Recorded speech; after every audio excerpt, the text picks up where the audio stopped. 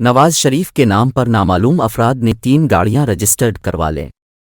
سابق وزیر اعظم نواز شریف کے نام پر نامعلوم افراد نے 3 گاڑیاں رجسٹرڈ کروا لیں، جس پر لندن پولیس نے تحقیقات شروع کر دی ہیں۔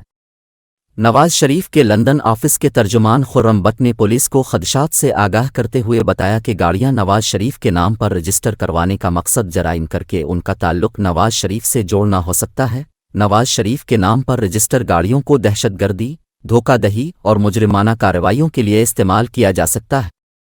خرم بٹ کے مطابق معاملہ اس وقت سامنے آیا جب نواز شریف کے نام رجسٹر گاڑی کی تفصیل ڈی وی ایل اے نے ایون فیلڈ ارسال کی۔ مارچ 2023 میں نواز شریف آفس نے ڈی وی ایل اے کو فراڈ سے متعلق آگاہ کر دیا تھا۔ اپریل 2023 میں ایک اور گاڑی نواز شریف کے نام پر رجسٹر کی گئی۔ نواز شریف کے نام پر رجسٹر تیسری گاڑی کا اس وقت پتہ چلا جب ٹریفک قواعد کی خلاف ورزی کا جرمانہ وصول ہوا۔